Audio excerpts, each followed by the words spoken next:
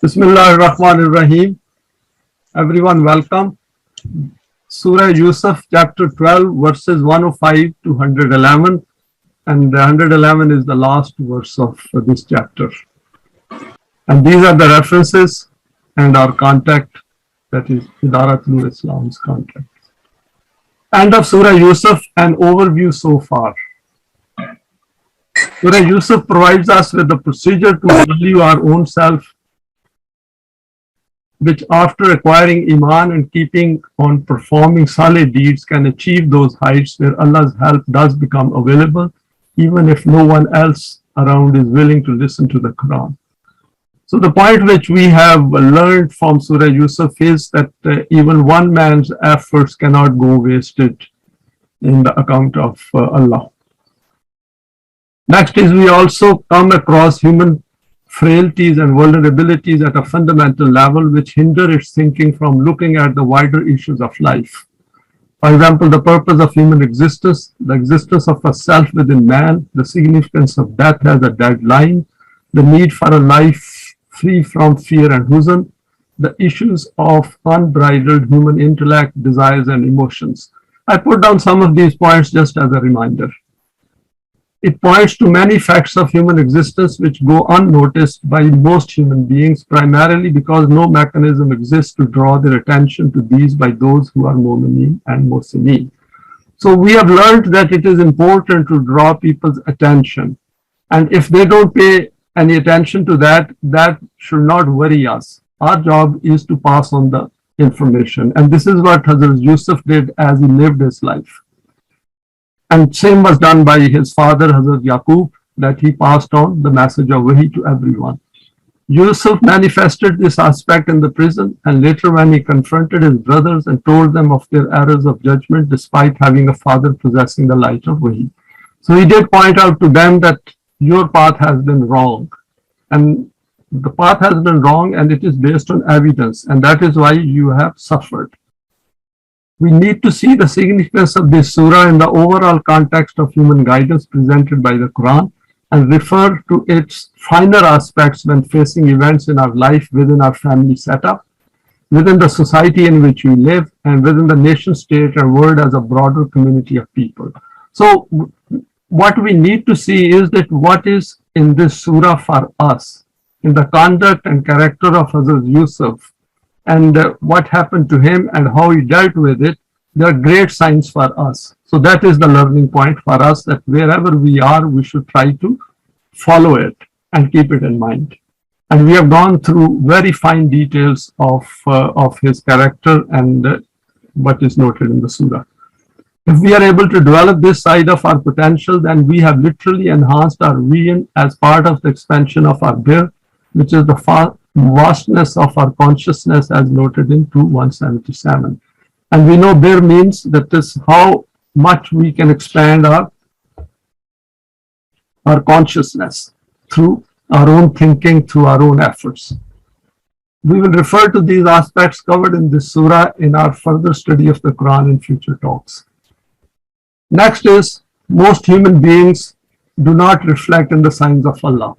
So we come to the first verse of today. وَكَأَيٍّ مِّنْ آيَاتٍ فِي السَّمَاوَاتِ وَالْأَرْضِ يَمُرُّونَ عَلَيْهَا وَهُمْ عَنْهَا مُورِدُونَ. The teaching of the Quran is in any event an ideological invitation which is presented before them in the form of alphabets and words, whereas their state is such that, so the Quran over here says and draws our attention is how many visible great evidences are there of the working of the laws of Allah in the universe, from which they turn their faces away and do not make use of their intellectual reason. And the next one is, وَمَا يُؤْمِنُ أَكْثَرُهُمْ بِاللَّهِ إِلَّا وَهُمْ مُشْرِكُونَ. Among them, there are some who totally deny the laws of Allah, and most are those who, though they accept the laws of Allah, together with this, they also accept other forces as possessors of authority and rule. And in this way, despite being called mu'mineen, remain as mushrik. So in the first one, Quran has drawn our attention that once we are on this path, and we claim to be on this path, if we look around, there are numerous signs around us which draw our attention that there should be some purpose of our existence. And the second one is, and if we ignore it, moridun, then of course we suffer. And in the second one, we will go through slightly more details. We had a presentation on shirk as well.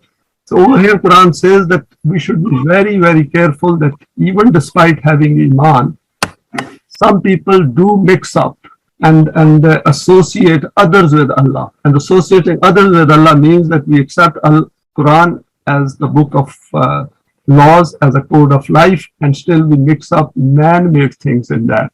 And as a result, we become mushrik, which means we do not get the benefits of the Quran.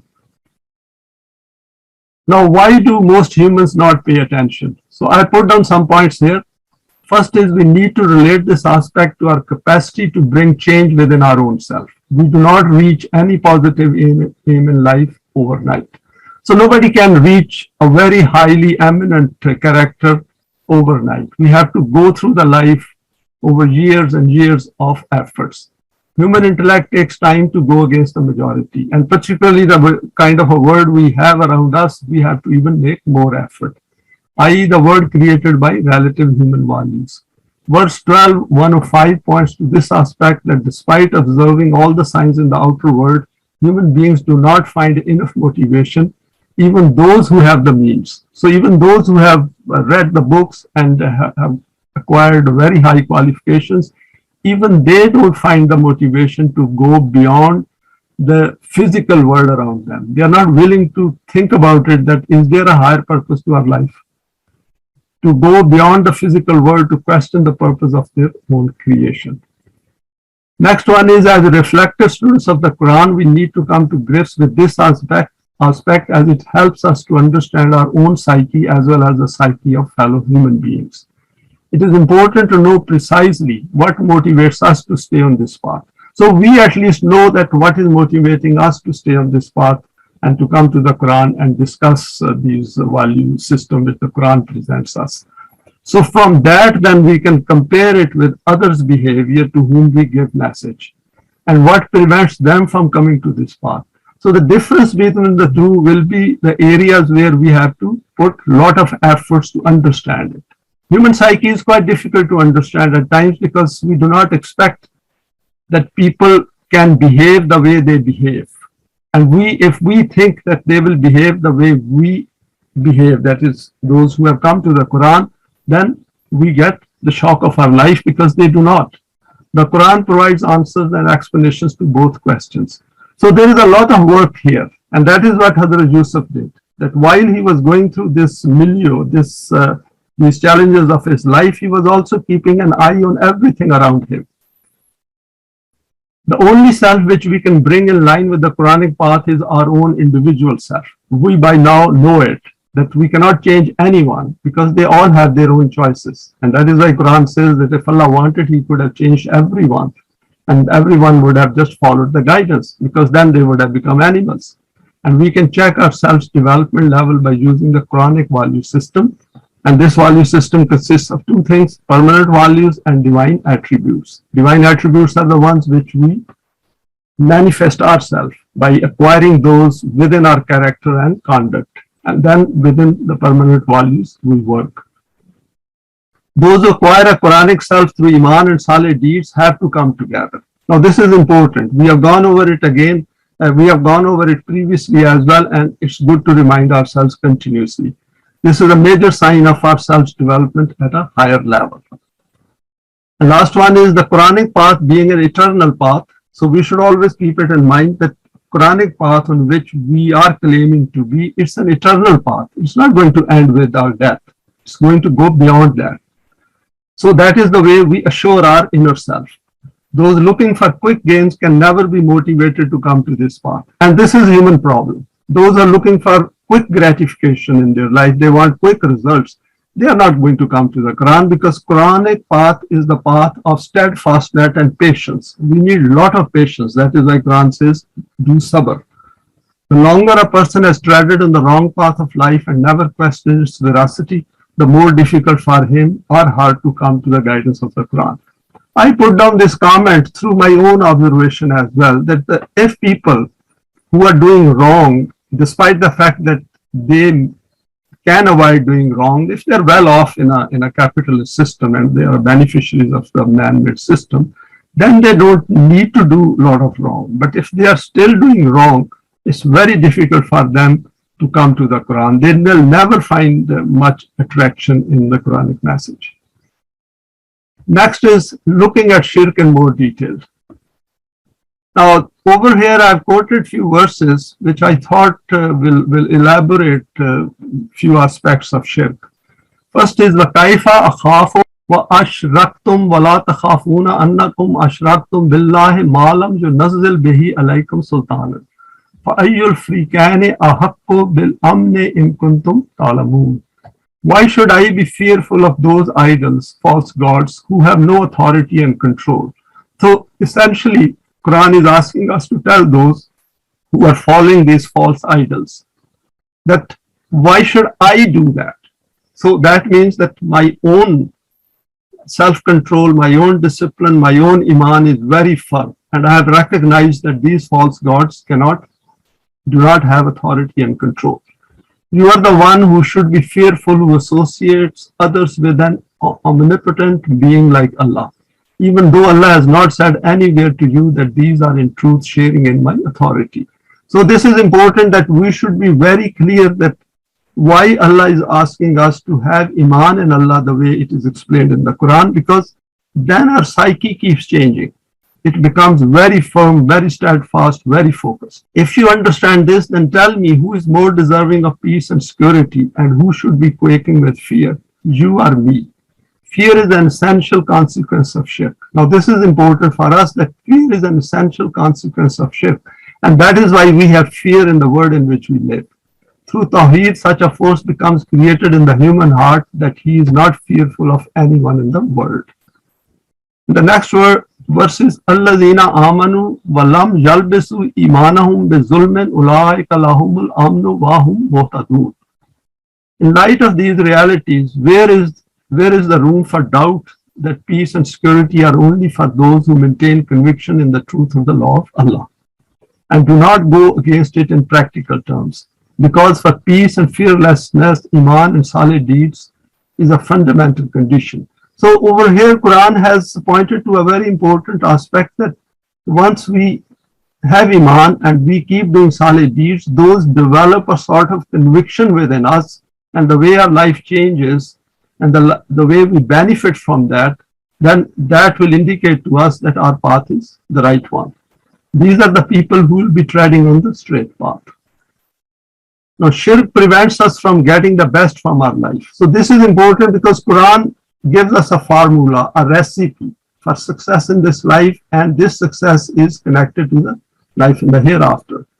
So if we mix it up with anything other than the Quran with it, then we do not get benefit from the formula. We can never acquire Allah's help if our consciousness is stained.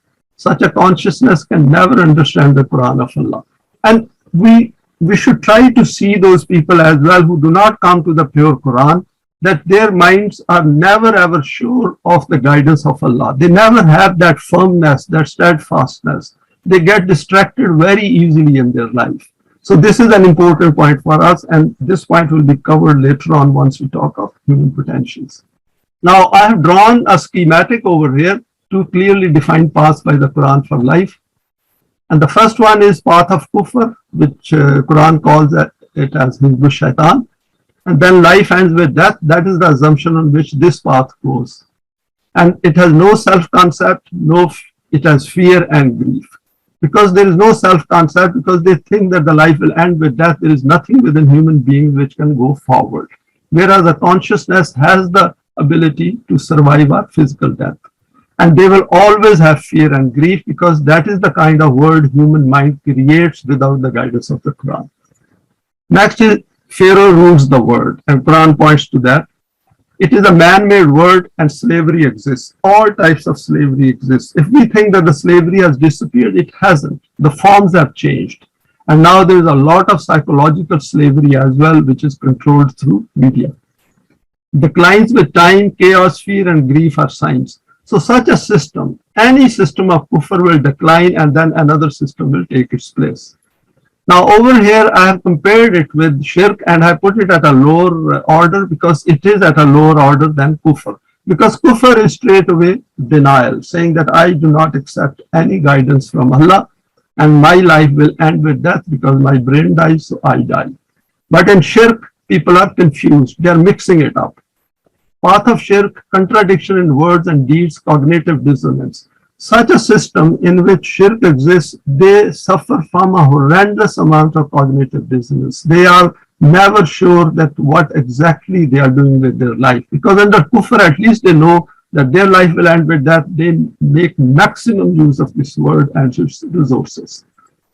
Next is subjects of kuffar as have low cognitive potentials. And it is obvious, if a human being is not very sure where he is going in his life, then he is going to be less productive as compared to the one whose aim is very clear. And we see it all around us. The world where religions exist, those are the words of shirk. False beliefs, hindrance in the path of Allah, low intellect and highly charged emotions. Because they live at a very low level of their emotive development and over their passions are very high, rational thinking is not as developed. And they clearly see as well that the system which is, for example, a secular system or a system which thinks that the life will end with death and is based on that, they always are far more developed than the system in which shirk exists. Now, compared with that, the path of the Quran is a path of elevation and path of vastness, and it is selected through choice. These two are the ones which are the basic human default positions, whereas the Quranic path, we have to be absolutely clear that which path we wish to follow. And it is clearly signposted by the Quran. So the point over here, we have gone through it before as well, that we should go back to the Quran and check it. It is an external criteria presented by the Quran which verifies about the system or the path which we are following. Quran does not leave things to doubts and suspicions. And Quran says over here, I have included this verse, La tarkabunna tabakan an tabakin, that if you are in this path, then you shall surely travel from stage to stage. Now, Iman is about acquiring conviction based on concrete evidence. Now, next verse of Surah Yusuf is فَآمِنُوا أَن تَأْتِيَهُمْ غَاشِيَةٌ مِّنْ عَذَابِ اللَّهِ أَوْ تَأْتِيَهُمُ السَّاعَةُ بَغْتَةً وَهُمْ لَا يَشْعُرُونَ. Have these people become fully satisfied that among the destructions to come according to Allah's law of requital, such a destruction will not come to them which can encompass them from all directions, or that impending revolution may arrive suddenly in such a manner that they have no inkling of its coming. So Quran over here is admonishing human beings who are not coming to this path that things will go bad with passage of time. So don't think that your deeds will not materialize, will not manifest in the later part of your life. And La Yasharun sums it up that you should look at it at your full consciousness level. Don't leave it to some kind of a doubt and suspicion and conjecture. Next verse is Qul hazihi sabili ad'u ilallahi ala basiratin ana wa man ittabani wa subhanallahi wa ma ana minal mushrikeen. Say to them that my path is clear and straight and that I invite you to Allah according to reason and evidence. Very important. So Rasulullah sallallahu alaihi wasallam in his time was saying this to people around him, and we say it to people around us. Witnessing this with my own eyes. I myself do this, and those who will be my followers will also do the same. Allah is far above this, that He may also be in need of any other forces to operate the universe. Therefore, I am not one of those who accepts the law of Allah, and together with this also views other powers to be masters of authority and sovereignty. And in this way, despite being called mu'min, remain as a mushrik.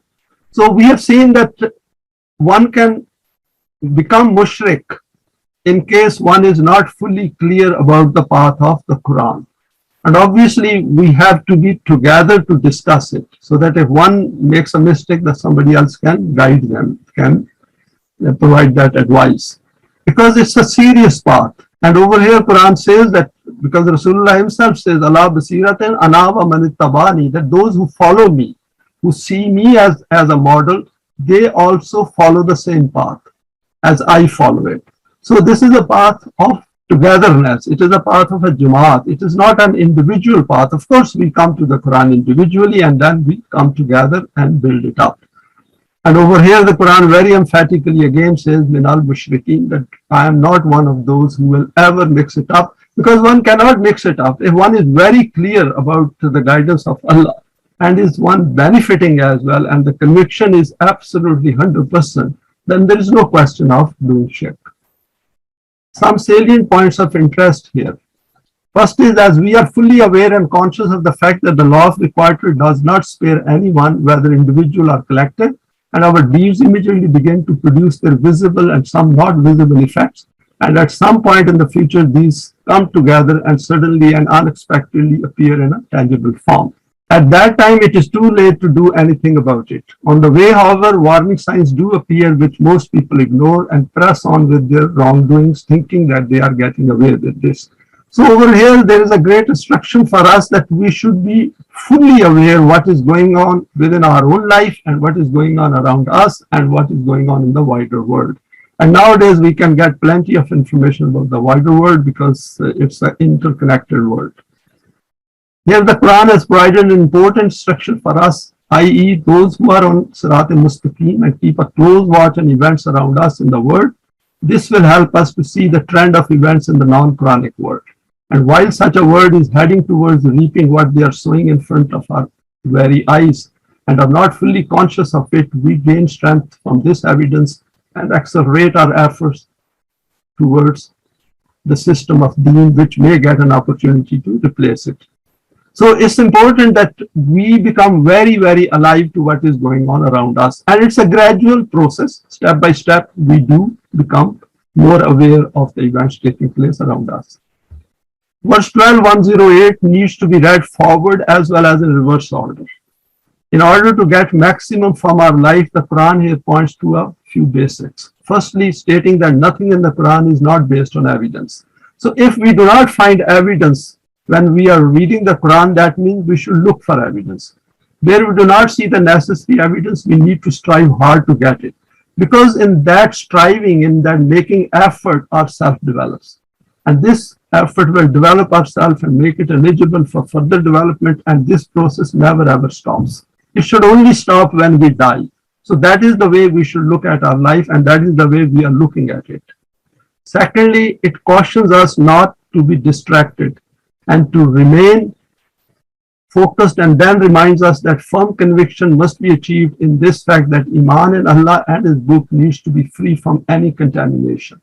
If the messengers of Allah, who are all human beings, could do this, then so can all of us. Next one is, the next verse is, the issue now is to make use of the Quranic guidance. وَمَا أَرْسَلْنَا مِنْ قَبْلِكَ إِلَّا رِجَالًا نُوحِي إِلَيْهِمْ مِنْ أَهْلِ الْقُرَىٰ أَفَلَمْ يَسِيرُوا فِي الْأَرْضِ فَلْيَنْظُرُوا كَيْفَ كَانَ عَاقِبَةُ الَّذِينَ مِنْ قَبْلِهِمْ وَلَا دَارُ الْآخِرَةِ خَيْرٌ لِلَّذِينَ اتَّقَوْا أَفَلَا تَعْقِلُونَ. And to this objection of theirs, that how can a human being be a messenger, say to them that even before me Allah did not send any messenger except that he was a man, that is the Rijal, from among those who resided in that habitation, to whom we bestowed Wahi. Do these people who make such objections not travel through the earth and see what was the end of those before them who followed such a path? And this is our problem as well, that when we think that previously people did it and they managed to establish this system, we sometimes feel inadequate ourselves, that somehow we may not be able to do it. And when doubts come in our heart, suspicions come in our heart, and we are uncertain, then we should be rest assured that we will not be able to do it. So we should not let the doubts come in our hearts and make our full efforts and work with those who are already on this path. Because through mutual consultation, by interaction, we strengthen each other. And this is what always Mu'mineen did in the past.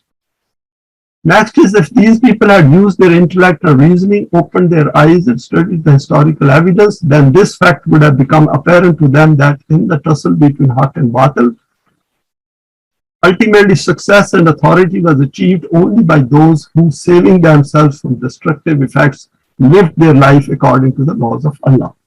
So Quran over here motivates us as well and continuously draws our attention that look around in the world. This world is not going to stay the way it is now. It is changing according to the law of requital. If some total of people in the world are doing wrong, then it will decline. And if we, those who claim to be on Sirat al-Mustaqim or path of the Quran, if we make an effort, then we can reverse this trend. At least make an effort at some part of the world. And for that, making that effort, of course, individuals are extremely important. And Surah Yusuf gives us that encouragement, provides that evidence that individuals are extremely important because it is individuals who come together and create a Jamaat.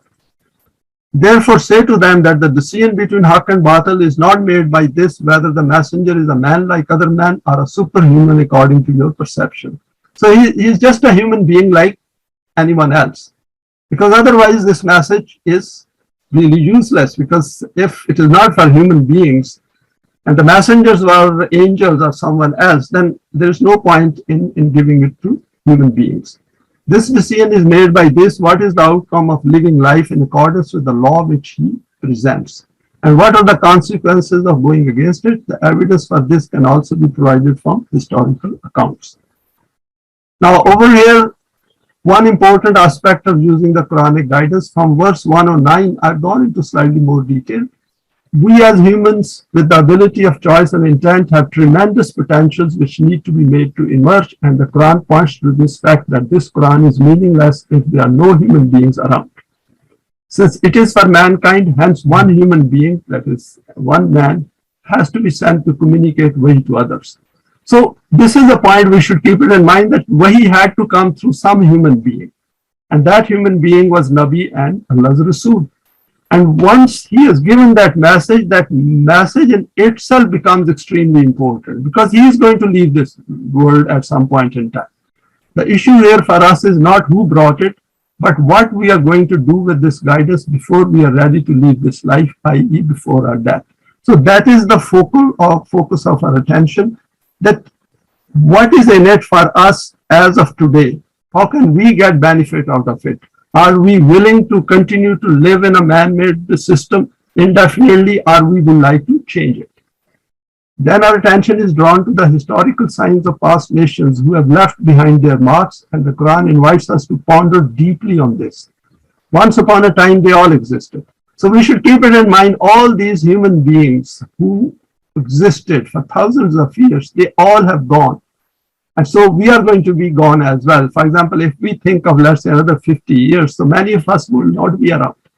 And then they all disappear. The same is going to happen to us, that we all are going to die. So living this physical life as if it will never end, and thus failing to bring out the best in our potentials during this life, is not a wise decision. So this is something which I always keep it in mind, that I'm not going to be around forever. And I availed all the opportunities, even the man-made system which is provided to us. Have I brought the best out of myself or not? So that is something which we have to all the time think about. None of us is going to come back, period. Hence, we need to pay attention to the Book of Allah to get the best here and then be part of the best in the next life, which essentially starts here when we come to the straight path defined by the Quran. Now, next one is towards the end, the verse sums up its findings in two terms. And it says, وَالْدَارُ الْآخِرَةِ خَيْرٌ لِلَّذِينَ اتَّقَوْا أَفَلَا تَعْقِلُونَ. So Quran says, become muttaqi through iman and salih deeds. We know muttaqi is the one who is following Allah's path and avoids all kinds of dangers by remaining within the limits defined by the Quran and within its values. And then by coming together, and it's a plural form here, see, خَيْرٌ لِلَّذِينَ. So it's not a one man's path. It has to end up in coming together. Witness how our intellect will be able to see things on a very wide spectrum which others can never witness. Evidence-based journey of life from here to the hereafter. So wherever we see things vague, we should make an effort to find out the true reality of things around us. So that is important for us. It's a path where we have to continuously reflect and think. We have to continuously think and never give up thinking except when we are sleeping. So we should go to sleep thinking and get up early in the morning thinking. acquiring intellectual acumen to understand the functioning of the law of requital. Now, next verse is hatta izas tayasa rusulu wa zannu annahum qad uzidu jahum nasruna fa najji man nasha'u wala yuraddu basuna anil qawmil mujrimin. Very interesting verse, but these historical evidences will also inform us that the outcome of this struggle between Haqq and Batil is not settled quickly, just like that. For this a long time is required. Thus, sometimes in the case of previous nations, this time of respite would be so long that the messengers used to become disheartened that these people will now not accept Iman. It's important here that these things we do face, that when people do not listen to the message, we think that why are they listening? These things are so obvious to me, but they can't see it. But over here, Quran is explaining to us that such situations will arise, and these did arise in previous times as well. And what we should keep it in mind is that we are dealing with Allah and Allah's guidance.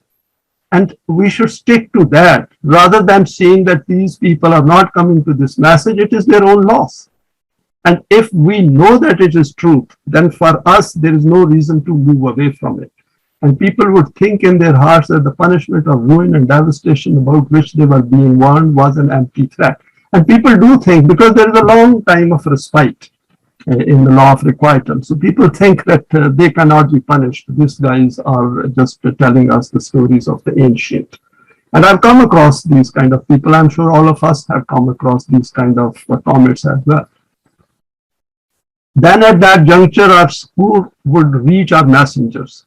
So we used to keep the messenger and his Jamaat protected from the destruction according to our law of Mashiach, and that punishment would never divert from the criminals.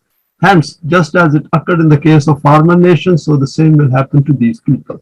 So what we need to keep it in mind is that jurum, the criminality, does not go unabated for long. And particularly when people stand up against it, they stand up against bullies, then they matter. And bullies also realize it that now people have stood up and they also retreat. So best defense against that is that more we should stick to the Sirat al-Mustaqim of the Quran and do our best. Next one is verse 12, 110 points to few important issues related to human thought process. First is Haqq and Batil are two diametrically opposite entities, and we need to clearly differentiate between the two and stay within the domain of Haqq. If the lines between the two are fuzzy in our mind, we need to make efforts to remove this fuzziness. If this does not take place, then the Quranic guidance will not benefit us. This is something which is very important for us, that between Haqq and Batil, the Quran has put a very clearly discerning lines. There is no confusion in that. The confusion our mind creates when we are not sure, when we come to the concept of Allah given in the Quran, but at the same time we have a fear of man-made forces around us, and we think that how this system is going to change. That is not our problem. Our challenge is to come to the Quran the way Quran tells us to come to it, and that is why we need to discuss it as well, because it's a psychological issue. The whole thing is very much about human psyche, because that is where we make decisions. Here the Quran has guided us that when we pass on the message and come together as a Jamaat, then results take time to materialize. Because once we have made the decision to come to this path, then the results have started building up, though they are invisible, because we are sending them forward, and we will meet them at some point in time. Because the Quran says, what you send forward with your hands, you are going to meet it at some point in time later on. The law of respite functions at a slow pace. During this period, thoughts will come to us that these people around us do not respond to this message of Allah. So this will come to us, and we might get a bit discouraged as well. But we have to strengthen us by going back to the Quran again and going back to other mu'mineen and discuss with them, which is so obvious to us but not to them. However, the Quran tells us emphatically that when Yusuf was in the prison, he clearly knew that his path is right and that his deeds will never go wasted. Yaqub also knew that the path of Iman and solid deeds will lead to success. So there is a great strength in, great message for us and guidance for us in this surah, that one person single-handedly goes through all the difficulties of life, all the troubles of life created by other human beings, and never ever thinks of giving up. People around us with weak selves will try to weaken our resolve by engaging in frustrated talk and through distractions. We don't need to condemn them. We don't need to dislike them. We don't get upset with that. If we are forewarned, then we know what is coming. And this is the path which it's not an easy path. People will distract you and say, no, this is not going to happen. Can you see how strong the Pharaoh system is? But once we go to the Quran, then the Quran gives us a strong message that you are working with Allah. You're not working alone. And His book, the values He's given us, will strengthen our inner self. But we must not pay any heed to this, rather expect this to occur. So we should be actually prepared for that, because Quran does mention it. And this is what the Quran is pointing to for our guidance. Last one is that the Quran sums it up factually that those who are criminals, that is mujrimeen, get closer and closer to the consequences of the deeds which they have sent forward. So we should keep it in mind that while this wrong system is heading towards its own ruin and decline, we are on a path of ascendancy. We are rising. The consciousness of our mind is expanding with the passage of time. And we know it as well, because the things which we could see previously, will be able to see them. And we have seen it through our presentations, how much knowledge we have gained. They also get closer to their target, i.e. deen. Both are invisible paths of life, but are visible to those who use the Quranic lens. Now, what I've done over here is, if you remember in one of our previous discussions, two words came up, al-qasas and amba. And what I've done is very briefly, I've looked at their roots, and then we will look at those two verses. The first one is qasas, and its root is given here: to follow in the footsteps of someone. Basic meaning is to follow and struggle. Told him the news, that is telling someone about some kind of information, made him aware of it. News, matter, event. Because Quran is saying that this, what we are telling you about, for example, at the beginning of Surah Yusuf, that we are telling you is not a story.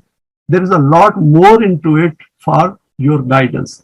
Al-Qasas, to follow a criminal as well. So there is, it is related to following some path as well, and following and pursuing someone who has done wrong, or for a law to pursue criminals. For more details, see Lughatul Quran.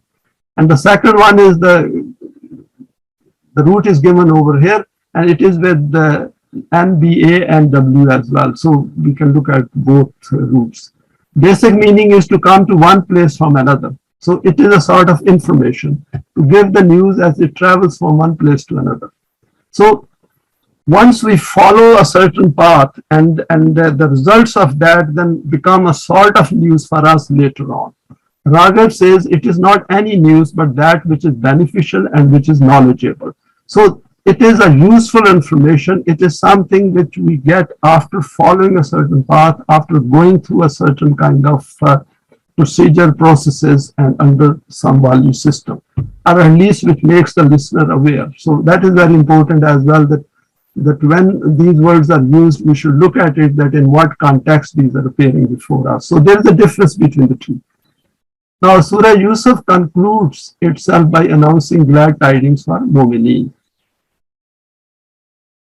Over here, this is the last verse. Laqad kana fi qasasihim ibratul li-ulil albab. See word again, qasasihim used over here, because there is an instruction in it for us. Ma kana hadisan yuftara walakin tasdiqal ladhi baina yadayhi wa tafsila kulli shay'in wa hudam wa rahmatan lil qawmi yu'minun. Absolutely brilliant, a great motivation for us. In the circumstances and conditions which we narrate of nations from the past, there are signs of understanding and wisdom for those people who make use of their intellect and reasoning. From this, it will become proven that the Quran is not some self-concocted book. This will show all those claims to be true which were made before this through previous Anbiya. So Quran over here is saying, Ibratul albab, that through these stories, the breadth and of your consciousness will increase. You will understand that what is the purpose of this Quran and what it is going to do in case you follow it. And then it ends up with yuminun. Next is all those principles and laws have been given in it which were needed by mankind to live a true life. These principles and laws are described in such a clear and explicit way so that no kind of ambiguity remains in this. This is that code which will serve as guidance in the journey of life for every one of those nations which holds conviction in its truth and will provide the means of nourishment for it. So it's a great way to motivate mu'mineen that Allah is on their side and it provides guidance and also rahmat. And we know from rahmat the root is for nourishment, development, and everything comes into it. And we'll look into some of the aspects here. Reflection on the verse 1211, conclusion of the surah. First one is Quran keeps drawing our attention to the purpose of our creation and informs us not to sit back and relax on the existing state of our intellect's awareness of the world in which we live. So the point over here is for us that we should not sit idle. When we have time, we should make an effort and see what else we can do, what else we can read, what else we can discuss.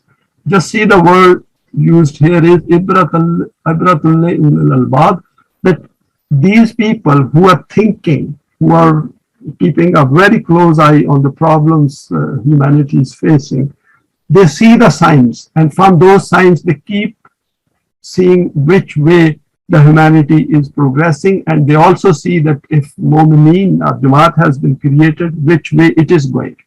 It means to be acutely aware of everything going on around us and its impact on our own selves, and then checking it against the criteria given in the Quran.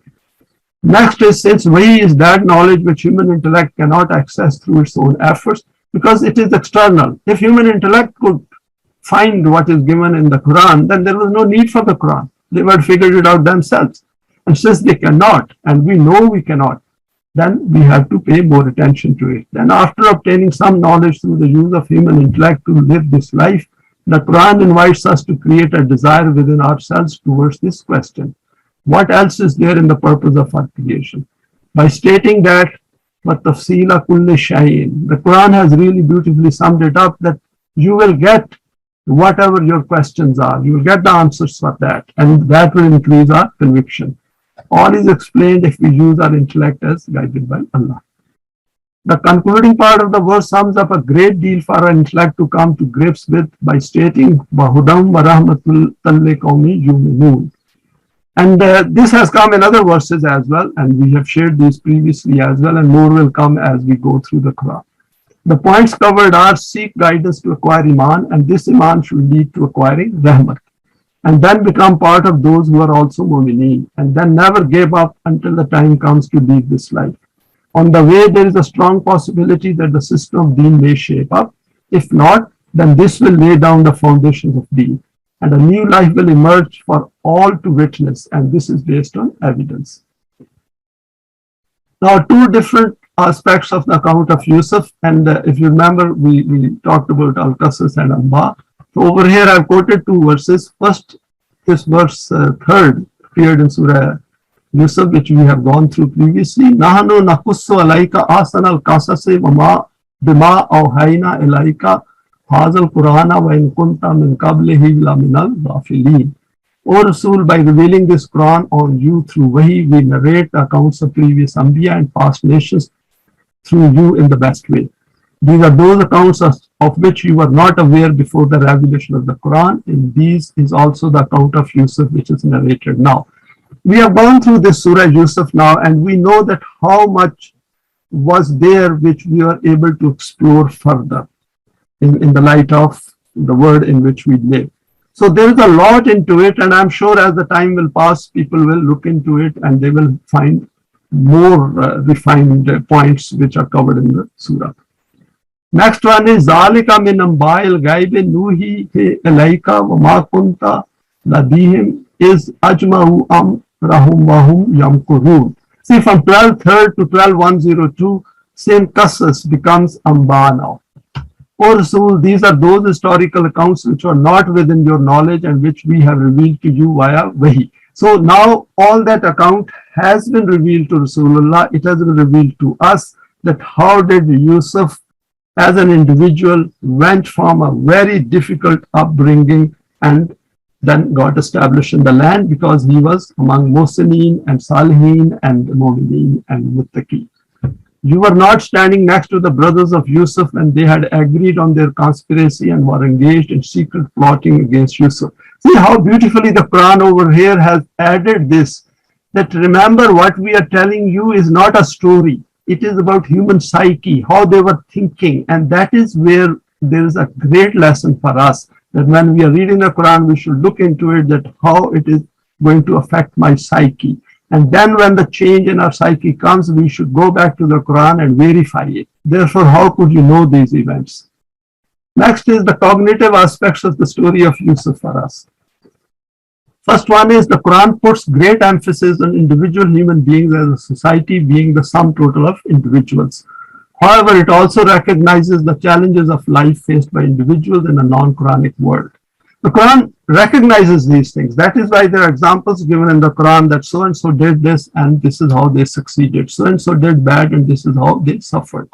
This is why it invites those who are in a better position within this human setup to come forward and through our own choice to take on the responsibility of becoming Mu'mineen, Muttaqi and Muhsineen.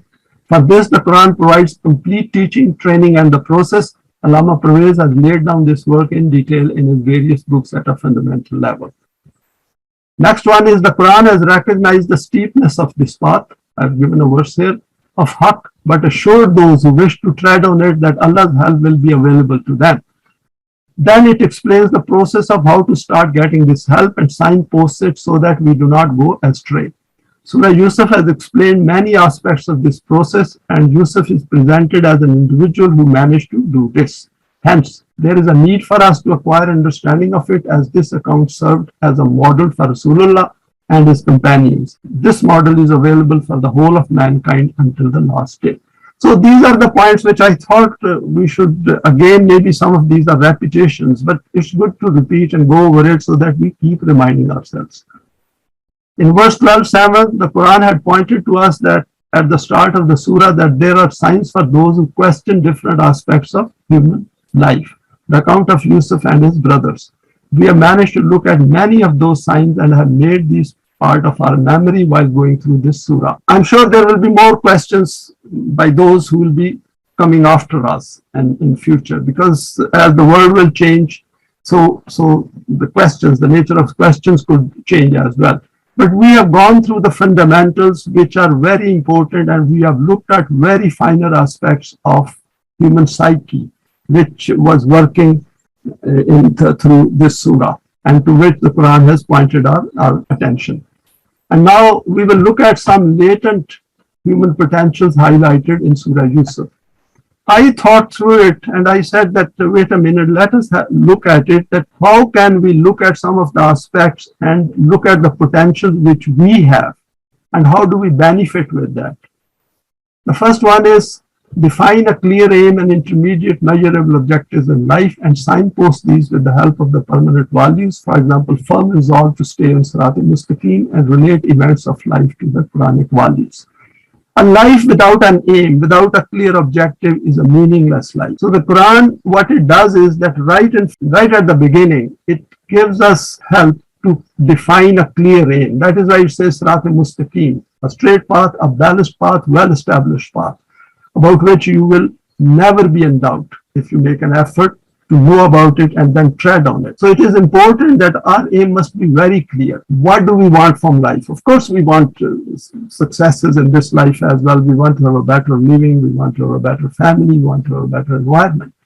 But Quran says that do not be totally lost into it. Do not make these as your aim and focus of this life. Your life is going to go, the life of yourself is going to go beyond that. So over here, it is important that we look at that our overall aim in the light of the Quran, i.e. to follow the Quran and remain on Sirat al-Mustaqim and stay together with those who also have a similar aim. And then it says have intermediate measurable objectives in life as well. Never, we shouldn't have vague objectives in life. For example, if somebody wants to achieve certain educational level, then it should be very clear. If one wants to have some kind of a security, then one should be very clear about it. Next one is acquire Iman and keep checking it as signposted in the Quran. I've given these two verses here. Next is never be distracted from our aim. Once we have defined it from the Quran and we have acquired Iman, then never ever think of giving up. It is important to stay united as we reinforce our strengths from each other, as noted in Surah Asr. For example, Surah Asr says, Amanu wa amilu salihati, and then watawasaw bil haqqi watawasaw bis sabr, that you have to mutually work through it. That is what is haqq, stay on that, and then persevere on that. So these are the potentials which are within every human being, but these have to be brought out so that we understand these things. Acquire the ability to recognize human fundamental frailties. Very important. We should develop that potential where we understand our own frailties, our own weaknesses at a fundamental level, our own emotive makeup, our own weaknesses as well. For example, if we lose temper at some point, we should immediately look into it, that why did I lose temper? If I become rude or impulsive at some point, I should look into it, why did I do it? And then guard against it. Then think about it and improve yourself and keep reminding yourself. And for example, prejudices, jealousies, envies, backbiting, temptations, short-term gratifications, self-justifications towards doing wrongs. So the list is very long. But the whole point is that we should be very, very careful in our life and very vigilant once we have come onto this path. Do solid deeds on a continuous basis to understand human issues in detail. So these solid deeds, of course, we help others as well, and we do our best, but these solid deeds should also be used to know the world in which we live, to know the problems in which we live, so that we become more conscious of it. That acquiring that higher consciousness is developing our potential. Because if we do not do it, then we are literally keeping our potential at a very low threshold level. Develop ability and consciousness to become highly conscious of this and keep the deadline of death in mind. So part of potential development is to keep death in mind. That I have got finite time in this world and I'm going to leave it. Am I making the best out of the time left for me before I'm going to leave this life? While living in the man-made system and despite being the beneficiary of this system, rejected from the core of our heart. In fact, this rejection is part of acquiring Quranic Iman. Next one is when making commitments, think through it in detail and then carry it through. If we do not live up to our commitments, if we do not, for example, if I don't remember time of my commitment, then essentially my potential which deals with making commitments is weak. So I should strengthen that commitment. For example, if I keep forgetting, then I must put it on as an alarm or put it somewhere on a board. Tell someone that please remind me. But it is important that we should take our commitment seriously. Doesn't matter how small it is or how big it is. If we can't carry out smaller commitments, we will never be able to carry out major commitments. Never be sidetracked by distractions and unbridled desires. And in relation to commitments, if we cannot fulfill it, don't make it.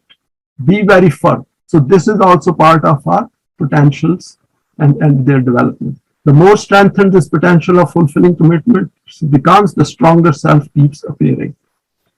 Next, the second part is some latent potentials highlighted in Surah. And these are some which I have thought about, and I'm sure we can think of more in Surah Yusuf.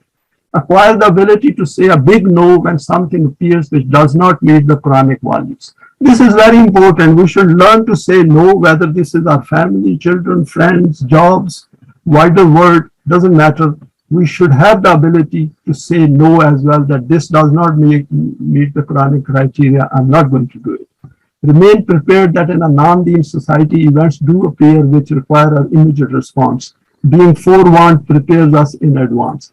And this is an extremely strong potential we have. Human beings have tremendous potentials to say no. They compromise when they do not have that potential. If they haven't developed it, they will keep compromising all their life. The hereafter is a fact of life, and we need to convince ourselves about its existence through remaining aware of the functioning of the law of requital and by witnessing its working in both the individual and collective life.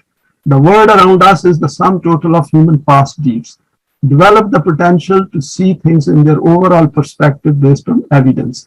Never jump to quick emotive reactions. Listen, think, reflect in the light of the permanent values, take time, pause, and then form an opinion. So our opinions should be based on facts. This should not be based on somebody else's opinion. And we should consult if required. Because potential to be aware of ourselves development will be affected if we take a wrong deed, we do wrong deed, or we take a wrong act somewhere, then it is going to affect us. So that potential has to be developed to become more aware in our life. Acquire the potential to remain calm under difficult circumstances by assuring ourselves that I, and of course we as well, on the right path. Hence, not to react hastily. My life's aim will take me there where Allah wishes me to go. Hence, stay calm. Being on this path means we cannot go wrong if we stay within its value system.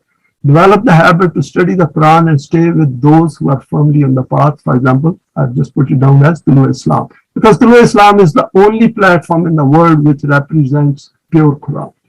The potential to acquire development of the self and then keep expanding its vision and outlook by using the intellectual prowess gained through the manifestation of divine attributes and the application of the permanent values. Never be content with the status quo. Keep recalling the finite time we have in this life, and there is so much to be achieved. Never underestimate own cognitive abilities. Multiply these by staying together.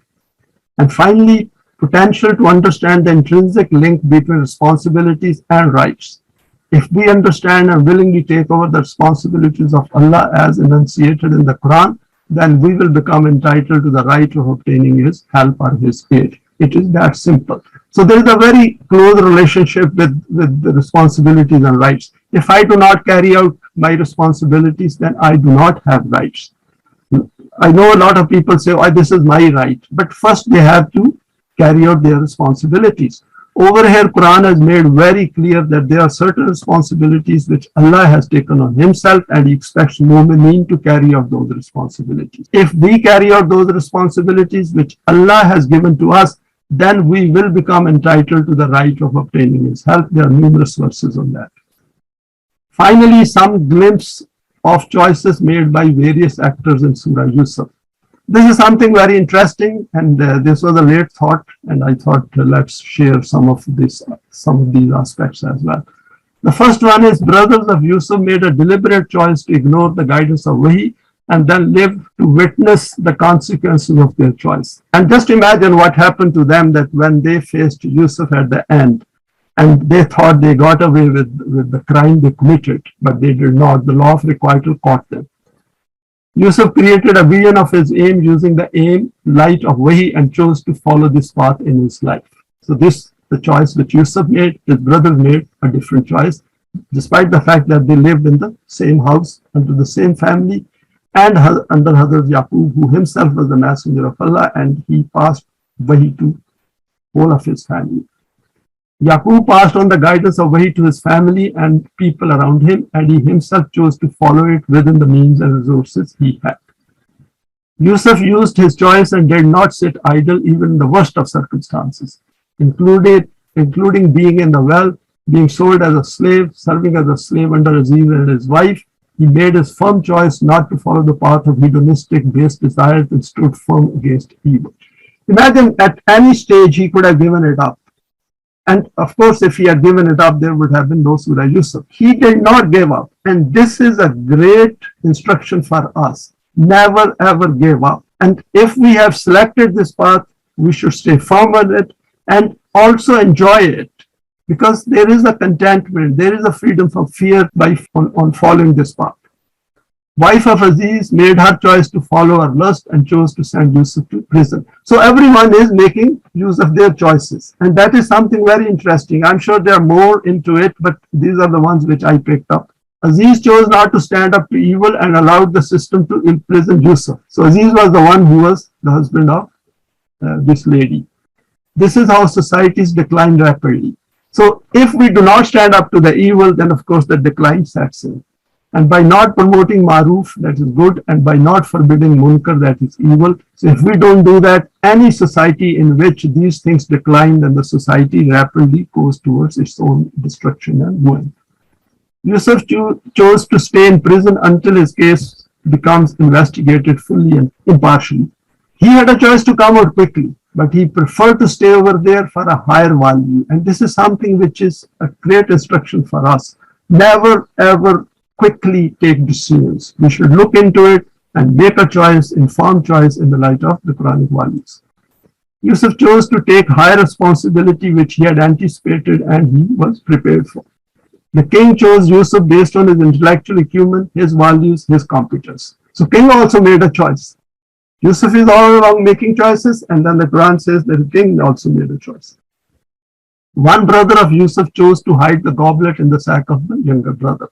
I have omitted some of the other choices as well, which were made by Hazrat Yaqub within his family, but we can figure it out ourselves. Yusuf chose to forgive his brothers and to not take the matter any further. See, again, his choice. He could have punished them. He did not, because he had access to Wahi. And we have access to Wahi, so we should look at these things as we have been guided by the Quran. Allah chose Yusuf for this task as he met the criteria of being Muhsin and Muttaqi. This is something which came to my mind later, that Allah is also making a choice here. And those choices he has clearly defined in the Quran, that what kind of a people he chooses.